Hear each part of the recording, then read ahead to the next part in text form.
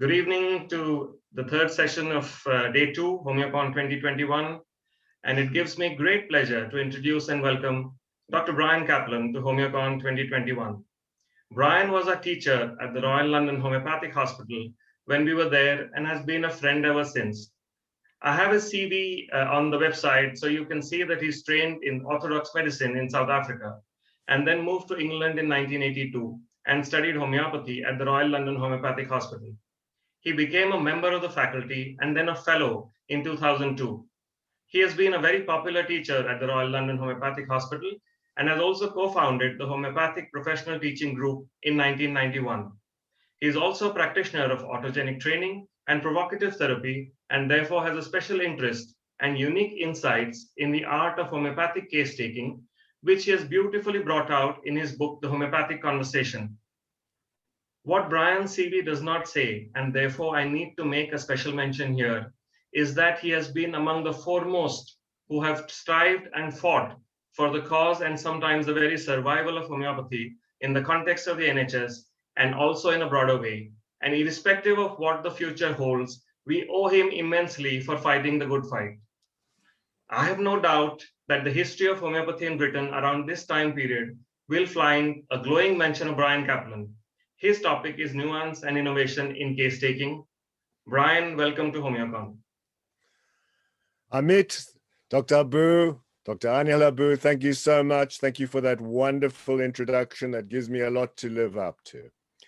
I would also like to thank you all the participants here, all of you, because I know now it is after 10 o'clock at night in India, and some of you have been working today, and you're still here listening to this conference, listening to me speaking now, and I'm very, very honored by that.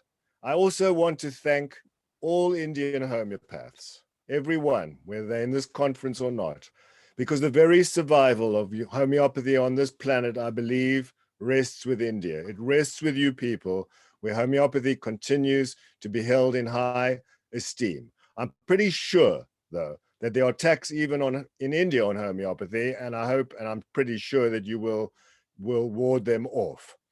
But we need you, and we all look to India with great admiration that homeopathy has such a high status in India.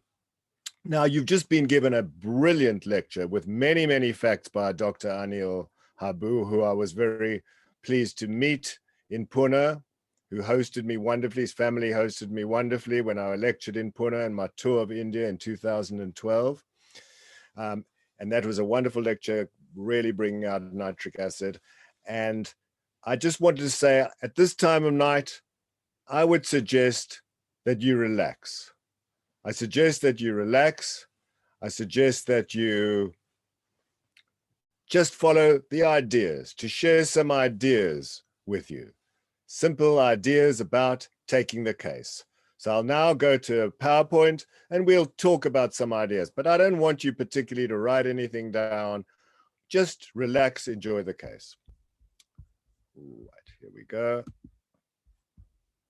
And that is that.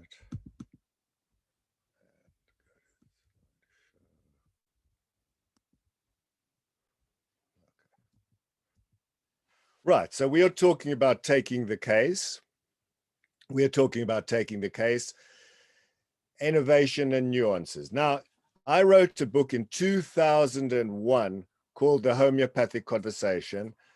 And then some 10 years later, it was reprinted and republished in India. And that's when I came in 2012 to talk about the same subject in Pune, in Jaipur, and in New Delhi. And this book continues to be available in India. Now, taking the case is, for me, the most beautiful thing in homeopathy. And it starts with something that is a simple thing. It is a blank piece of paper, a white page, a white page. And yet, to me, this white page is a thing of immense beauty. Why is that? Why do I praise a white page? And this is the reason. This white page is seen by me as a screen. a screen in which a projector will put a picture on it. It will put a picture on this white page, and I will write it, and I usually use a very old-fashioned fountain pen, which is very precious to me and which I've used for many years. And this is the picture of the patient's subjective experience of what is happening to his body or her body in an illness, the subjective experience of this. In other words, what is the subjective experience of what is happening in your body in an illness? The symptoms. The symptoms. But we are seeing on the white page, in our notes, in our recording of these symptoms, we are seeing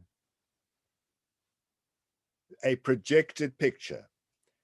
And we are going to choose on that projected picture with all the facts there, we're going to use that projected picture to treat not the symptoms. We are not people who treat and suppress symptoms. We homeopathic doctors do not suppress symptoms. We observe symptoms and we listen to symptoms. But if we use our analogy of the projector and the picture on the white piece of paper, the picture that is projected onto the white piece of paper, we can see that the picture on the paper represents the symptoms, and the projector represents the actual illness, the actual distortion, whatever it is, whatever happened to the vital force, whatever you want to call it, the deep illness. That is what we are trying to treat. So the projector, which is the illness, throws up the symptoms on the patient. We look at the symptoms and we prescribe on the symptoms on the picture for the projector, to fix the projector, to fix the human being. And that's why this white piece of paper, for me, is a thing of great beauty, because it is waiting for us to produce this, waiting for us to read it and treat what is causing the picture. Okay, so let's chat about taking the case. And as I say, you don't necessarily, I don't really want you to take notes or anything like that. Probably this is available to be seen at another time if you want to, but it's not necessary. Let's just think about it. I'm going to talk about an idea of how we may take the order of taking the case. Just an idea, and I'm not prescribing to anybody what you should do. Please understand that. I don't want you, everyone has their own way of taking the case, and I just want to share with you how I do it. So we all start off with the history of the main complaint. We say to the client or the patient, we say, tell us what brings you here. Tell me what brings you here in the most neutral way, and you listen and you listen and you listen and listen until the patient has nothing more to say. Then you may go to the modalities affecting the main complaint with a simple question. Do you know anything that makes this worse? Do you know anything that makes this better? Etc. And the main complaint. But at this point, some homeopaths would go on to ask about other systems, cardiovascular, respiratory, past medical history, and only much later get on to what we call the mentals, the psychological symptoms of homeopathy. However, I suggest that this is the right time to get into the psychological side. Why?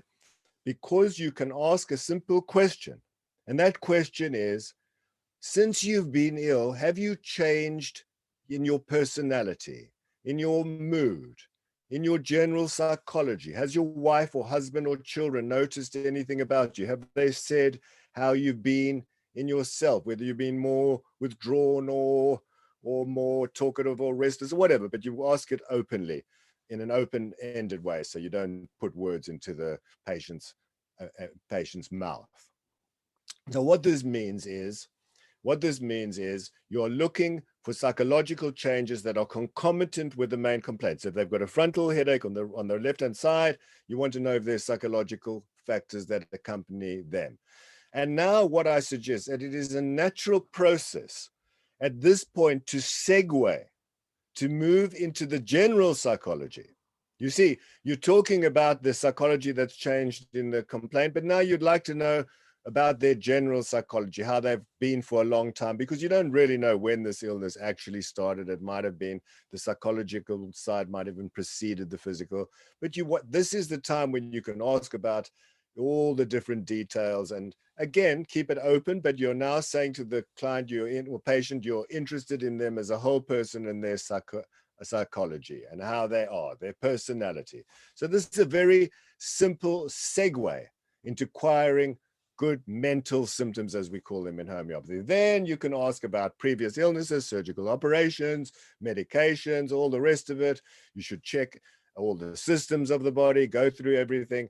And finally, what I do is I ask only then these general complaints that we are so fond of in homeopathy, the generals, the temperature, the time of day, the things that affect the whole person,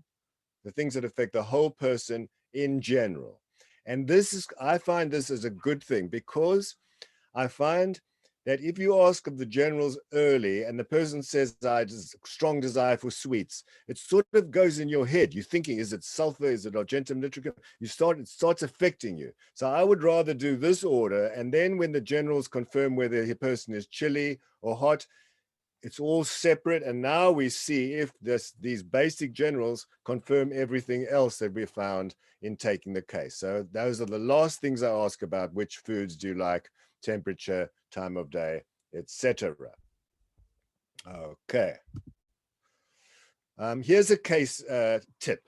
Okay, so here's a tip, and it is based on exactly this idea of connecting the physical problem, the physical sensation or pain, to the mentals, the psychological process, the psychological change that might happen in the patient since they've been ill. Say he says, I've got this pain in my head and and you've got it, it's a sharp pain, it's splitting headache, whatever he said about it, or she said about it. You say, but how does that leave you feeling? How does that leave you feeling? And the patient will say, what do you mean? And you say, yeah, when you've got the pain, how does it affect you? Keep it open. Does it change your mood? Does it make you feel a certain way? And then if they don't answer, we say, well, it might make you angry or tearful or irritated or whatever. So that is the question. How does it leave you feeling? And this can be a nice way of segueing from the main complaint into the mentals. Okay. Next slide. Let's go. Here is an aid memoir that I found very useful, written by a British general practitioner who's not homeopathy, but is very sympathetic to whole person medicine, Roger Neighbor, very nice man. I've met him. And I wrote these on my hand one time. These are basically things that are good. You must connect with your patient. We'll talk a lot about that in a minute. You want to summarize to the patient how you understood, after the case, how you understood everything. You want to make sure that there's a handover. The handover is very clear, to take the medicines, when to take the medicines, do you touch them? You might give out a sheet to do this, but you hand over properly. And then a safety net. If something goes wrong, if you feel this, I don't tell people about aggravations, because I find that if you tell people that you might get aggravations, you get 10 times more aggravations. I just say to them, if anything happens, or if you have any doubts with the medicine, just phone me and speak to me. That's enough safety net, not tell them about homeopathic aggravations. Of course, people will find out themselves about homeopathic aggravations, but not everyone will do that. So staying with taking the case, let us talk about what Samuel Hahnemann said about taking the case, and he had plenty to say about taking the case. And by all means, let us start with Hahnemann, to whom we owe everything in homeopathy. Be free of prejudice, absolutely, prejudice for certain remedies, prejudice about people, all sorts of things. Write down things in the patient's words. Paragraph 84, don't interrupt. Paragraph 84, ask the patient to speak slowly. Paragraph 84, know yourself, 143, and repeated conversation. So Hahnemann didn't expect you to get all the information in one visit. He did not expect this. Okay, he advocated that you might well need repeated consultations, not aggravations. More from Hahnemann. Don't be caught up in the names of diseases. Watch out for favorite medicines. It's so hard to do. You know, you see a medicine work a few times and you think, great. I notice Dr. Anil Habu mentioned Magnetis Polaris Australis.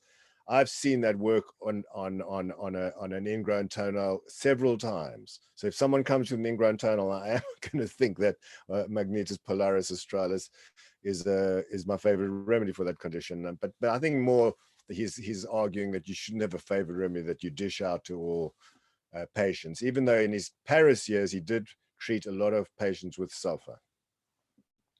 Tact, timing, and knowledge of the human nature. He talks about direct questioning. We shouldn't do it too much. Your own observations and the state of disposition in mind. So here are the paragraphs. It just encourages you to read the organon. By all means, read the organon. So be more direct advice from Hahnemann, be silent. I'll come back to this a little bit later, what the psychologists say about being silent.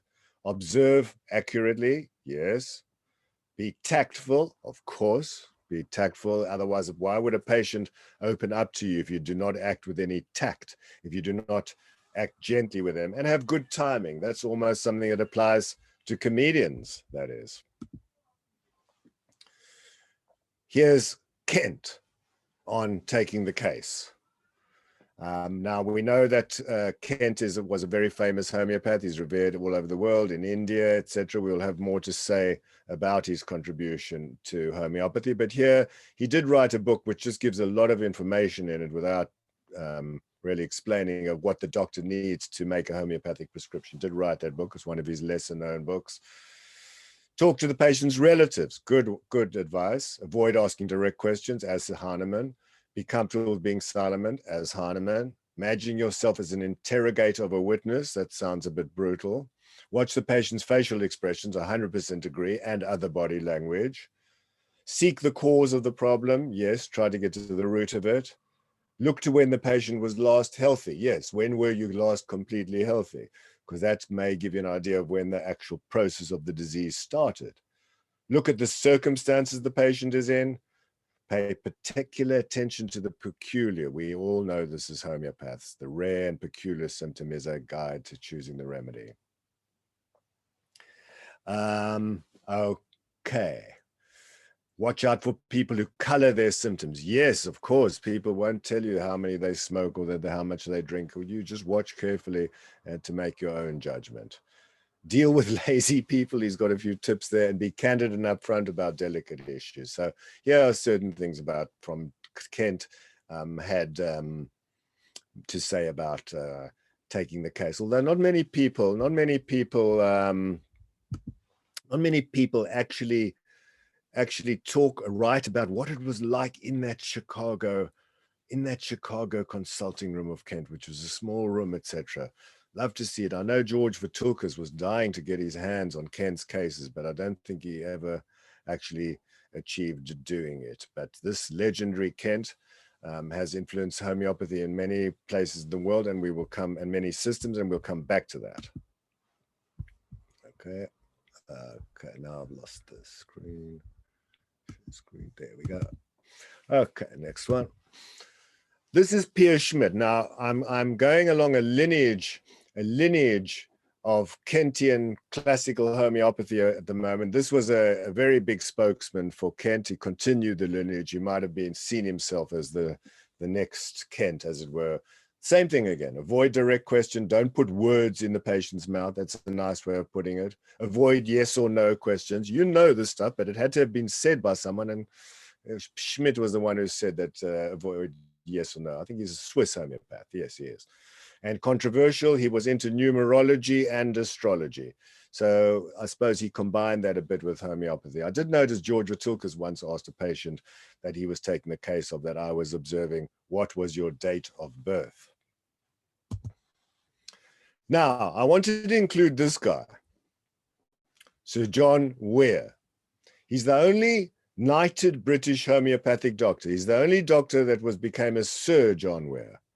He was doctor to many kings and queens. And the great story is about him at the funeral of George V in 1952. The funeral of George V in 1952. And George VI, that was actually, George VI. He was a very, very popular king, very popular king. And very many people were very upset and crying, and many other kings and queens came to see him buried, to his funeral. And Sir John Weir, who was his doctor and who became his successor, the Queen's doctor, he treated no less than 5 kings and 3 queens at the funeral. And the remedy he treated these people who were breaking down at the funeral, no guesses, it's Ignatia. And he said that was unlikely to be repeated again, that someone would treat 5 kings and 3 queens on the same day. And I'm sure that it won't happen again. Okay. So that is Sir John Weir. I just thought I'd throw him in, the only homeopath who's ever been knighted. He didn't have much to say about taking the case or anything else. He didn't write much, actually. Okay, next slide.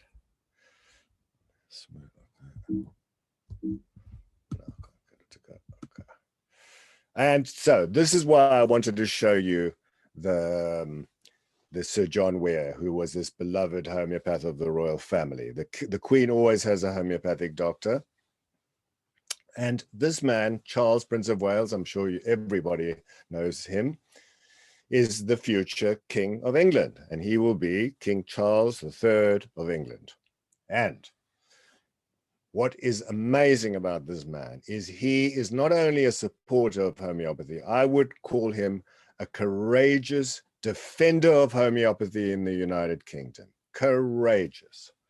He recently, at the time where there's a massive attack on homeopathy, and thank you for your kind words of me trying to defend homeopathy, Dr. Amit Habu. I did fight my best, but this man has put his name on the line because at the height of the vitriol and attack on homeopathy and stealing the homeopathic hospitals away from the homeopaths, even though these hospitals were built with the money raised by benefactors of homeopathy in the 19th century. When at the height of the attack on homeopathy, he became a patron of the Faculty of Homeopathy. I'm wearing a faculty tie at the moment, and I have nothing but praise for Prince Charles' attitude to homeopathy and putting his neck out like that. Hopefully they will not take him to the Tower of London and chop his head off for supporting homeopathy, but I think he's an outspoken man. He believes in speaking his mind, and good for him. Okay, now we come to famous homeopathic doctor, 2 famous homeopathic doctors on either side of the Atlantic Ocean, Dr. Marjorie Blackley. And I'm sure Dr. Anil is happy, Dr. Anil Habu is happy to see this photograph because he was fortunate to be taught directly by Marjorie Blackley, who was the Queen's homeopathic doctor. And I suspect that was in the late 1970s that he was, or at least in the 70s. I got to the Faculty of Homeopathy in 1982, the end of 82, and Dr. Blackley had died by then. And also the course, which had been a year in Dr. Anil Habu's time, was only 6 months in my time. So he had more of the faculty, and he also was privileged to learn under this extremely famous homeopathic doctor, Marjorie Blackley. Now, what she spoke about in taking the case was the garden, the rain, and the watering can. Now, what I was just simply saying here is that she felt she was one of these very constitutional prescribers. You need to find the main constitutional remedy for the patient, which she tried hard, and she would give that in a 10M almost every time. Okay, this is what she did. Remember, it's in the 1970s, a long time ago now. Then she said, sometimes you need a watering can to go and water a plant, a specific plant. So you go to that plant and you give a little remedy, like for example, Magnetis polaris australis. There's no one, I have not met someone whose constitutional remedy is Magnetis polaris australis, but I have treated ingrown toenail successfully with Magnetis polaris australis. So therefore, that in that case, Marjorie Blackley would be seeing the Magnetis polaris australis as the watering can, just to put a little bit of water on the plant, which is the toenail, the ingrown toenail. But the constitution of the remedy wouldn't be that. Could be lycopodium, sepia, anything. Okay, so I found that quite an interesting contribution, interesting way of looking at things, and that was the time. But she seldom used any potencies except a 10M for the constitutional and a 6C for the particular, for the little plant. Okay, here we go back to that one. And there's Marjorie Blackley again, good. And here, this is Dr. Elizabeth Wright Hubbard. So I wanted to do this because we live in a time where we want to have female empowerment. And not only that, this is a tribute. These two women, why I'm mentioning these two women on either side of the Atlantic, both of whom were extremely famous homeopaths and both have a very determined look about them, is that homeopathy is very much women moving into homeopathy. I saw a lot when I toured India. I saw a lot of women homeopaths coming to my lectures, and in Japan, when I toured Japan, it was so big. The women to men ratio is so big. So I think that women are sticking to homeopathy, getting interested in homeopathy, and maybe are not being put off as much as men would by some of the cruel ridicule and false things said about homeopathy. This is Dr. Elizabeth Wright Hubbard. And in terms of the case, she said in chronic cases, always give placebo until the case taking is finished. You see, that links into Hahnemann's idea that you might need more than one conversation. So you don't just say, come back for another conversation. She'd give pills, they were placebo, and then she would learn. If someone reacted to the placebo, she'd know all about it. So funny enough, far from being accused of using placebo, and the whole of homeopathy is placebo, we understand what placebo is much better than any other doctors, because sometimes we use it. And Elizabeth Wright Hubbard used it. And be receptive like a photographic plate. Yes, you see, like a photographic plate. That reminds me of my white piece of paper.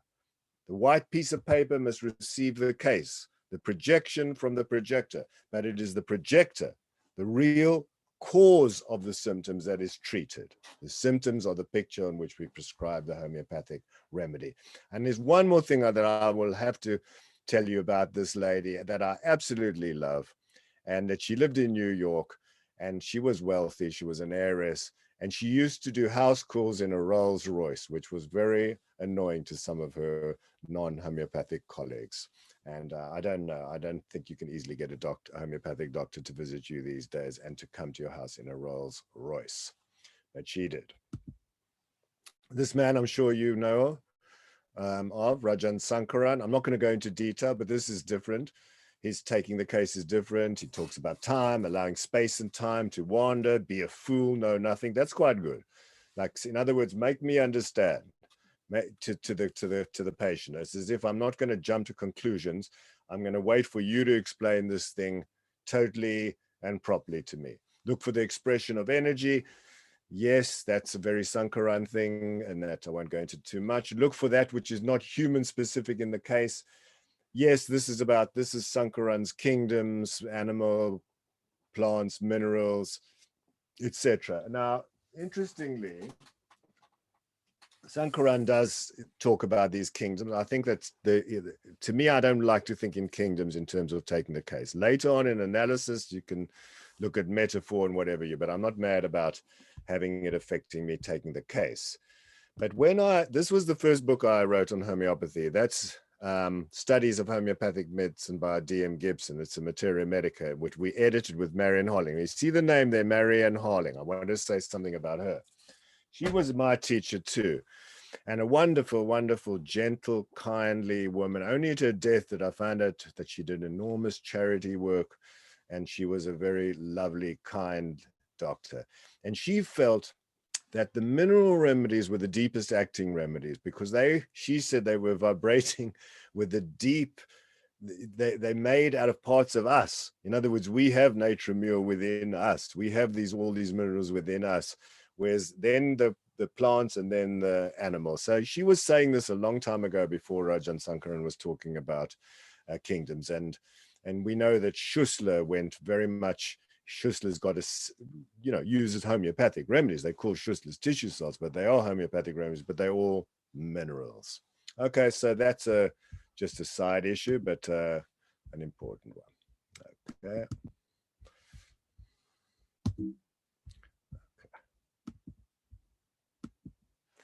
Okay, now what I want to talk about. Okay, what I want to talk about now is I want to talk about what I've learned about communication with patients. What have I learned about how we communicate with patients? I don't expect you to just take these down as rules because they're what work for me, but some of what worked for me can also work for you. And the people that really try to communicate with patients and hear patients out and are able to remain silent and let patients speak are the psychotherapists, psychologists, and psychoanalysts. So in my book, and what I still think is valuable from the book, even though it was written in 2001, is what I learned from these psychotherapists and clinical psychologists and psychoanalysts that could be useful for us in homeopathy. I'm not going to talk about all the theories that aren't absolutely relevant for us. So let's go and have a look at some of these. So we start off with the father of psychotherapy, Sigmund Freud. We could say that psychotherapy more or less started in 1919 when he published his book, Dreams and the Unconscious. And here's Freud, the doctor remains silent. Doctor remains silent. Yes, very original. Excuse me, Dr. Freud. In 1919, you wrote this stuff about the doctor remains silent. There was this man called Samuel Hahnemann, who wrote in 1810, that's 100 years before you, who said exactly the same thing. And I've put it on the screen here, okay? Few interruptions, that also Hahnemann said that. It's a long process, Hahnemann said, you might need repeated conversation, non-interventionist. Libido, all important. Yes, we know that Freud was pretty obsessed by sexual function and all sorts of processes in the baby development. Sexuality was extremely important. Now, sexuality is very important in homeopathy. If we look at a book like this, Kent's Materia Medica, it's full of sexual symptoms, and you can be sure that these people in the 19th century, the Victorians in England, Kent was a straight-laced Swedenborgian Christian. He wouldn't have spoken about sex in his normal life. He spoke about sex in the consultation because he knew this was part of the movie that comes onto the white page. It's important, and he had to speak about it. He knew he had to, not because he would choose to. Private conversation, he would not. The importance of dreams, well, yes, Dr. Freud, but Hahnemann said it 100 years before you. Hahnemann knew that dreams were important, and dreams are important in homeopathy. In my view, if it's repeated or it's particularly profound, if the dream is particularly profound, then it is particularly important. Free association, this is a process by which you remain silent and the patient just says whatever comes into their head. We try this as well. We remain silent and just see what the patient says. A Freudian slip is when someone says, talks about one thing and then mentions your mother or something. They use the wrong word, mother, instead of another. And that's meant to give some clue about where their unconscious mind is really going. So if someone slips up and says the wrong word, you can think of the other word they said as coming sometimes from the unconscious. And that could be useful in the homeopathic conversation. At this point, I must tell you a story about my colleague, Dennis Somper. He was a great homeopath, and he would love to say anything else or just remain silent. Anything else, and he remained silent. He told a great story once about a woman who said she couldn't stand him remaining silent. She was in tremendous pain.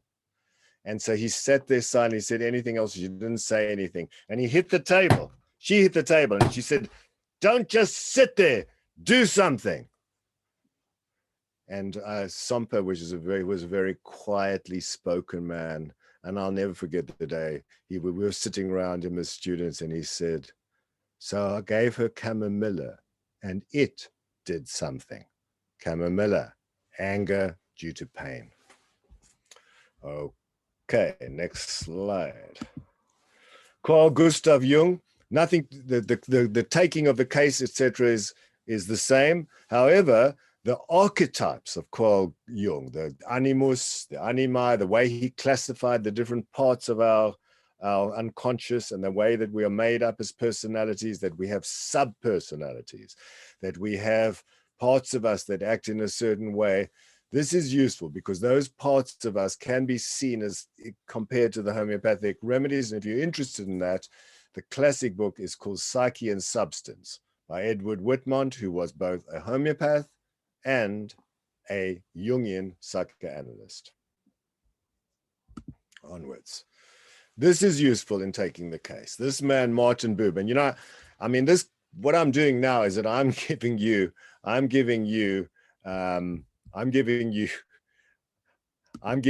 what this man did, his whole life's work in a few seconds, all right, in a few minutes. But Martin Buber wrote this book called I and Thou.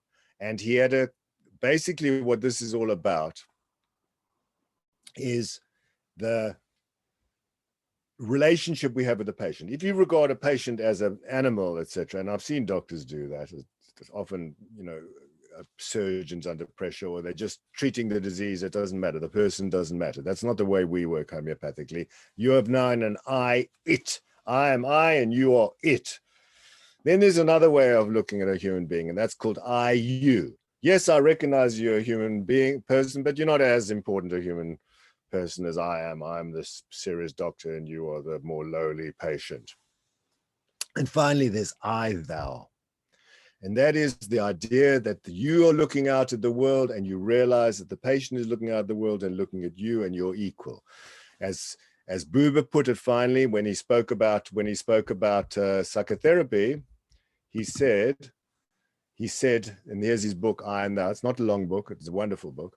And he said that the therapist or the psychoanalyst or the doctor must come down from the pedestal. He must descend the pedestal gained by long study and reputation and having an MD next to his name, and just simply be on the level with the patient, on the level where the person who calls meets the person who's called upon, and that's it. Now, very important. This, of all the psychotherapists and psychologists, this guy is the most important. Carl Rogers said the following, okay? He said this. He said, the communication that happens between a therapist and a patient and the level of communication and therefore the results depend on three qualities, all in the therapist. And just read homeopath when I say therapist. They occur in the homeopath. What are these qualities? He says, if these three qualities are there, then you'll get a wonderful result. And these three qualities are unconditional positive regard, if you like, love or warmth, empathy, the ability to feel what the patient feels by stepping into his shoes or her shoes, and finally, authenticity. If you smile, it's because you really smile, not hello. You smile because you're smiling, or you share, or you shed tears, or whatever it is, but it has to be authentic. So we'll have a look at those again here. And there they are. Let's go to the next one, and I'll have them there. There they are. Warmth, unconditional positive regard, empathy, understanding, and authenticity. That if you're going to write down anything from this lecture, write those down. Warmth, empathy, authenticity, all deeply applicable to homeopathy. Neuro-linguistic programming, NLP, keep it in mind. It's quite clever, the way you analyze the patient's language, their neurological makeup, if they look up to the right, left, and they're very, NLP was based on a deep study of what therapies actually work, which ones actually work and why they work. And I just mentioned it because there was a time when a lot of homeopaths in England had a look at this work and applied it to homeopathy. Now I would like to talk about two fine doctors from Berlin that I know very well. This is my teacher, Erich Karl Lederman, born in 1908. In 1931, at the age of 23, as a young doctor, he was nearly arrested by the Nazis simply for being Jewish. But he managed to escape, and he got out of Germany in 33 and managed to drag his children out his parents and brother out in 1939. He was my mentor. And he said the goal of psychotherapy is to make the unconscious conscience conscious. Yes, I know it's a twister, but it suggests that if you have a conscience, you need to appeal, the doctor needs to appeal to bring out that conscience, because not everyone is aware of their own conscience. Of course, he said if you believe in God, then God becomes your conscience and connection to good. But we live in a world where a lot of people don't believe in God, especially here, I suspect in England, United Kingdom, in America, in India, I would suspect is different. And now this is my friend who is very much alive, Dr. Hans Wemke of Berlin. And he is one of the most well-trained homeopaths and most studied homeopaths that I've ever met, probably the most trained. He has studied under everyone. He has studied under George Vitulcus, Asiaga, Ananda Ziran, Massimo Mangialavori. He has brought all these people to Berlin to teach his group of medical doctors, only teaches medical doctors in Berlin, and he brought all these great teachers over. In addition, he traveled to all over the world himself to learn knowledge, to gain further knowledge in homeopathy. And Dr. Prakesh Vakil, who I knew as well, was one of the people that Hans stayed with and studied with. And then Prakesh Vakil was mentioned by Dr. Anil Habu in his lecture early on, and his wonderfully entitled book, The Tongue Does Not Lie. I just love that book. I think it's one of the best titles of any book ever, actually.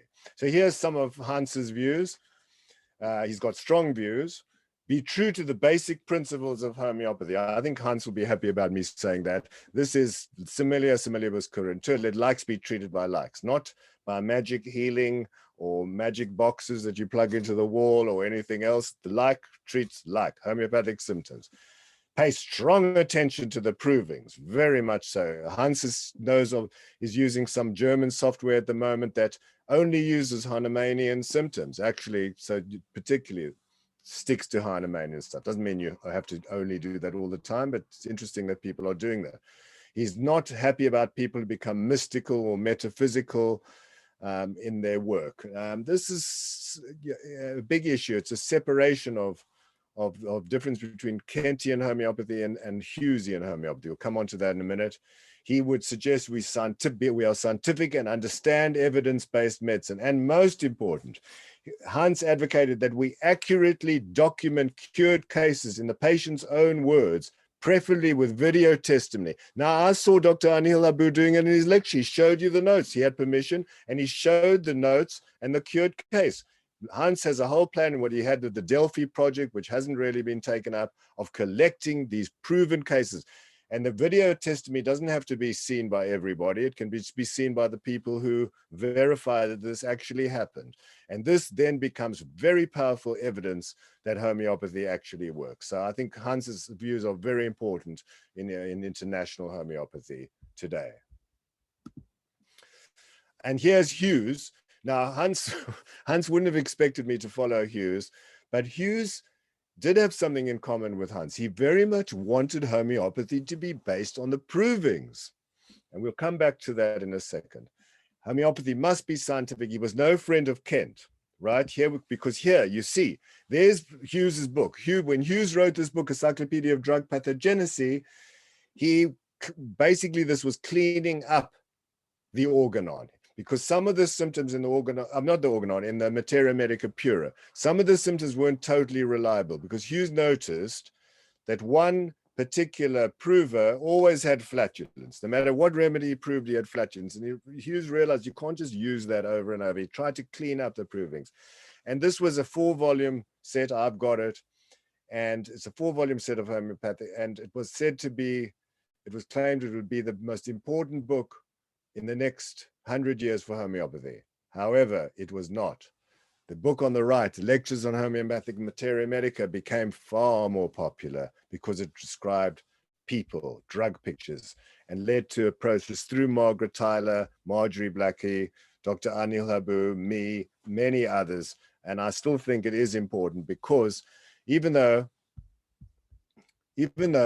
we may say it's not homeopathic, it's not like treating like, to say that pulsatilla blonde-haired, blue-eyed girls that are tearful respond to pulsatilla. You're not going to, that's not homeopathic. The provings will not turn someone who isn't blue-eyed and blonde hair into someone who's blue-eyed and blonde hair, but he's observing that that seemed to work, and it may be genetic, you see, and you could do a study of it. Not in India. You don't have too many girls with blonde hair and very pale complexion in India, but you could do it in Chicago, which would be the place to do it because that's where Kent lived. Take 1,000 girls that look like that and 1,000 girls that don't look anything like that. It doesn't even matter what their problem was. Give everybody pulsatilla. If that's true of pulsatilla, then the girls with blonde hair and blue eyes will get better results than the ones who do not have blonde hair and blue eyes. Okay, onwards. Now, I want to get to something. I want to share with you a little bit of lightness now, a little bit of entertainment, okay? Humor in the homeopathic conversation. The use of humor and reverse psychology. Remember, reverse psychology is contrarian. Reverse psychology is contrarian. It's producing the opposite of what you'd expect. The cutting edge of this in therapy is by this thing called provocative therapy. I won't go into detail about this. There isn't time. But the clue is that the key of it, the golden rule of it, is that you can say whatever you want. You can say whatever you want to patients, except you have to do it with affection in the heart. Remember Rogers saying unconditional positive regard, warmth, call it love, and a twinkle in the eye. You can see the twinkle in my teacher, Frank Farrelly's eye there. Shows that you're playing with the patient. Then you can say whatever you want. We'll see what this is in a minute. Now here, look at this central hypothesis of provocative therapy. If provoked, humorously, if provoked by the therapist, humorously, perceptively, and within the client's own internal frame of reference, the client will tend to move in the opposite direction from the therapist's definition of the client as a person. So if you do a humorously tell the person to do one thing or say that they're one thing, they'll move in the opposite direction. This is exactly homeopathic. And that when you saw that picture of Richard Hughes, the biggest honor you can be given in homeopathy, in medical homeopathy in the United Kingdom, is to give the Richard Hughes Memorial Lecture. I gave that about 8 years ago, and I spoke about this provocative therapy as query homeopathic psychotherapy, and they agreed. There were about 150 people in the audience. I remember David Taylor Riley and others said this is absolutely homeopathic. The second principle, if urged provocatively, humorously and perceptively by the therapist to continue the self-defeating deviant behaviors, the client will intend to engage in self and other enhancing behaviors, which more closely approximate the societal complex language, but basically is saying is, yes, if a person's drinking, encourage them to drink more. It's too late to stop drinking. Tell them to do more and they do less. This is the homeopathic process in action here. And here are some of the tools of provocative therapy, not all of them. You can label and categorize the patient, do more of the same. So if the person's drinking too much or smoking, tell them to smoke more, tell them to smoke stronger cigarettes. But the key is, you've got to get permission for doing this. You've got to say, can we just talk for 10 minutes in this funny way? Can we enter into a bubble where we can just talk in this funny way? Well, what's wrong with that? When the person complains of something, you tell them there isn't much wrong with it. Number 8 here, point out the hidden benefits. Point out that it's advantageous for you to have this psychological problem. Okay, so this is the type of homeopathic psychotherapy. You don't try to find a solution, you tell them to do more of the process. Now what I'm going to do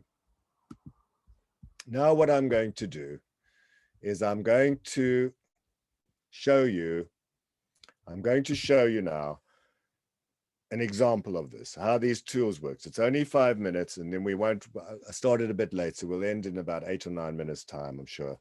I'm going to show you this 5 minutes. And the way I couldn't think of any way. I couldn't get someone to you can't say, will you mind coming on YouTube and being my patient? And I say crazy things to you. Couldn't do it. The only way I could do it was for me to be the patient, for me to be the client and engage a guy that I thought is brilliant at doing this. So I'm going to show you a clip now of this type of homeopathic psychotherapy, which I made on Zoom. believe it or not, over lockdown in the summer of 2020. And my problem was a simple one. I'm eating too much under COVID, under lockdown. I'm sure a lot of people relate to this problem. So let's go and have a look at this few minutes, and you'll see how these tools are used. And they're also buttons. As you see, I'm wearing a button now that says almost happy. These buttons are funny nicknames for parts of people that are holding them back. Not the whole person, but they're a nickname that mirrors a part of the person that's holding them back. You see the homeopathic process. He won't be giving me advice. There'll be no advice here. There'll be the opposite. It's good. Do more of the same. Okay, so let's see if this works, and we can actually show this. And let's hope it works.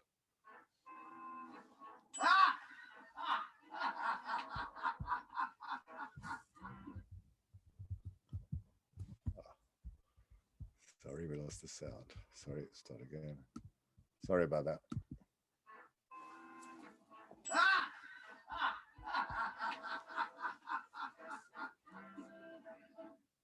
Overeating due to COVID-19.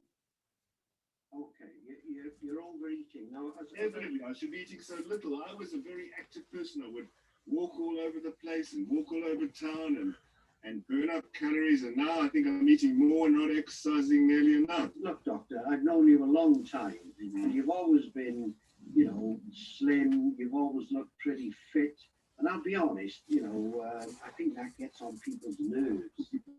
So, patients come to you and they might be in a bad place. They might be carrying a few extra pounds, shall we say, and then they see you, looking slim, looking nimble and all the rest of it. I think it would look much better if they saw some slob of a doctor there, with his guts hanging over his trousers, can't really do his belt up and his buttons about to pop. I think that would be pretty reassuring if you could present that picture, because people will immediately think, you know what, the doctor doesn't look so good either. People coming to the end of their days don't want to see this, this nimble-looking man who's looking fit.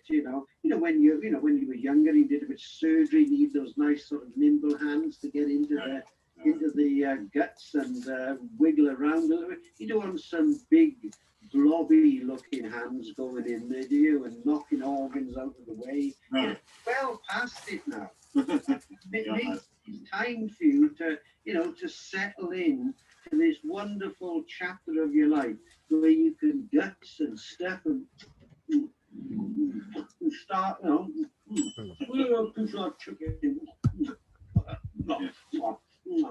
you kept it together for years, doctor. You've kept it wonderfully. Now you want to cut loose, burp and fart and get some fat dripping down the side of your mouth there, all over your shirt and all the rest of it. You look a boxer, right? You've trained for years, you've been in the ring, you've had the discipline, you've been running up the side of mountains, you've been chopping wood and smashing stuff, and then all of a sudden your career's over now, you're finished. What do? You do all the stuff you haven't done for the last 20 years. You're trying to cut loose now. Let it go.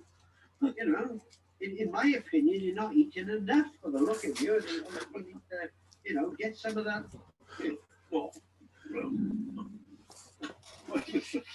And so what about exercise then? Exercise. That's a load of rubbish. Research now shows 3 minutes a day is enough. What was I doing in those 3 minutes? Well, you could be stuffing chicken in your mouth and stuff like that. That's still classed as exercise. Yeah. How can you empathize with people when you don't even look like them? Yeah. You know what I mean? When you don't look like that section of the population, rightly or wrongly, I'm not saying it's right, I'm not saying it's wrong, but how can you empathize with them when you look like that? Phil starts by using provocative tool number 4, what's wrong with that? Questioning the existence of any problem provokes focus on the real issue and possible solutions. And this had a definite lightening of the situation, thinking, is that really a problem? He moves on to very effective use of provocative tool number 2, do more of the same. Encouraging an escalation of unhealthy habitual behavior provokes the ending of bad habits. Yes, by encouraging the person, ironically, to do more, slows them down, like it was the way he did it. It had the element of the grotesque, the way that he stuck his face into and fat dripping. It was very off-putting for any form of gluttony. He then goes on to provocative tool number 18, quote, instant research. Concocting spurious statistics to support the inane argument against healthy change provokes a flight into sanity. In terms of exercise, saying that making up instant research where he just says you only need 3 minutes a day, which is ridiculous, but it makes you think about exercise. And finally, he uses provocative tool number 8, point out the hidden benefits of the problem, enthusing about the secondary gain to be obtained from a potential problem, provokes a reassessment of the issue. Not good to look too healthy as a doctor, better to look a bit like your patients, overweight, slowly, etc., which has the opposite effect. Okay. Right, so that, no one has seen that, by the way. I made in the summer. It's not released. It's not on YouTube. It's nowhere. I will release the movie at some point in which 7 such cases, all with me as the patient, all bringing up, all of them are real problems that I brought up, not the most serious in the world, but common problems. And that's hopefully showed you a little bit of what it was like. Okay, let's continue with the, that's not the wrong one. Okay, so we carry on. This is the book that I've written on this subject, Provocative Therapy, together with my wife, Hepzibah Kaplan. The two of us have written this book, Almost Happy. I started writing it a very long time ago and slowly built up there the badges that represent the parts of ourselves that don't serve us well. 31st of August, that book will become available if you're at all interested on this subject. And now, I just wanted to finish, okay. We nearly finished. You nearly can go to bed now, right? So we've got a few more minutes, and I'm just going to give you a few tips that I've learned about consulting on Zoom, because maybe some of you are consulting on Zoom. A lot of homeopaths in this country are consulting on Zoom under lockdown. So I'm going to share a little bit about that particular subject very quickly. Just a few tips on how to use Zoom in the homeopathic consultation. Okay, so here we go. Okay, good lighting, good sound, green screen. Now behind me is a blue screen. That is not a virtual background. That's a real screen, right? Can you hear me touching it, right? I'll make it move around, right? That's a real screen. And that you can get one that attaches to a chair. I'll show it to you. Now, if you use that, it's very, very clear. It's very, very clear. That blue is very clear, and you do not get a distortion. If I'm using a fake background, a virtual background, it will make a ghosting effect of it. You can see a ghosting effect. So this is easy to get this screen, and I'll show you the different examples just of it in a second. And that is here. Okay. Here we go. Oh, okay. So we'll come back to green screen. Lighting. Just have a look. I'm not going to go into the detail. This stuff is cheap. Even that bulb that you see there in the bottom right-hand corner, if you use a bulb like that in your room, in your consulting room, in the Zoom, it will give a diffuse light and it's very clear. I hope that my picture is very clear to you at the moment, but that's what I'm using, this sort of equipment, which is not expensive. Most computers do not have the best camera on them, right? So if you buy for very small amount of money, one that clips on, this is one I've got, very cheap. You plug it in with USB, you get a better picture for your patients. Okay. And here's the green screen. Okay, that's the screen that I've got, something like that. It's a green screen. It's a well-known thing used in cinema and films, and then it gives you a very nice clean background. And if you've got the light, should be coming at you. Light must never come from behind you. You have the screen behind you, the light coming at you. Now, what I hadn't ever seen before was this green screen that you can attach to a chair, so that can be smaller because it's right behind you.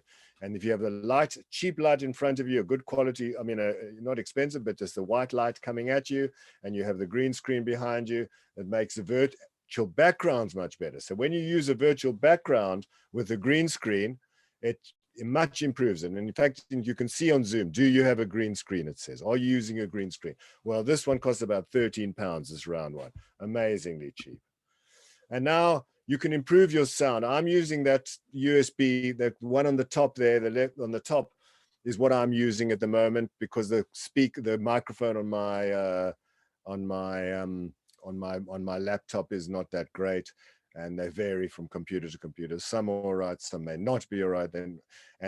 I use a microphone like the other one there if I'm recording a podcast, and it's just sound. That is the main thing that I'm using. And finally, I have to say something about the vaccination. Please, please take the vaccination. This is me receiving the AstraZeneca first dose of the vaccination. Please take this vaccine. There is nothing non-homeopathic about taking a vaccination. The international reputation of homeopathy is at stake here. We will be slammed if we speak against vaccination. It's only your opinion if you say you don't want a vaccination. What you think versus science. What do the huge numbers say? And just because you heard about 20 people that had some reaction or something that happened after the vaccine, it may have been coincidence. If millions and millions of people are having vaccination, certain things are going to happen to some of them after the vaccination. Doesn't mean it's a causal relationship between the event. As well described by the psychological mathematician and Nobel Prize winner Daniel Kahneman in the book Thinking Fast and Slow. So that's me having the vaccination, and please don't speak against the vaccination. Other books on taking the case, Alistair Gray's book is worthwhile. It's very, very comprehensive, like encyclopedia on case taking. He says some nice things about me, so I recommend his book.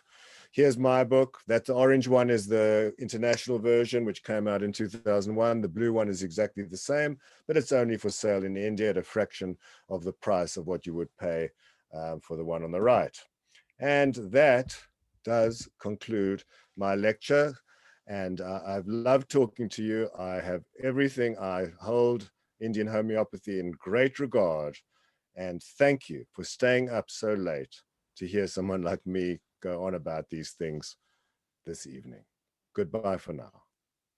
Thank you so much, Brian. It was wonderful to hear you after such a long time, and fascinating how you connect the different methods of homeopathic case taking and compare and contrast them with psychology, and how you show that it can add value to case taking. I think it's also important to remember from time to time what exactly the various grades said at that point in time, and you brought that out wonderfully. While 2020 and 21 is, frankly, not the most exciting or enjoyable of times, but we've learned how to communicate better over the virtual platforms. And Brian, perhaps we should interact more often. So thank you once again, and hopefully you might be able to log in tomorrow for the afternoon session, that will be your morning for a couple of afternoon sessions. Thanks, Brian, once again. And before I sign off for the day, I must request all the delegates to visit our sponsor virtual booths, SBL and UR Homeo, our sponsors for this conference. And so signing off today, please join us tomorrow morning at 10 a.m. for the VK Habbu Memorial Oration. Bye-bye and good night.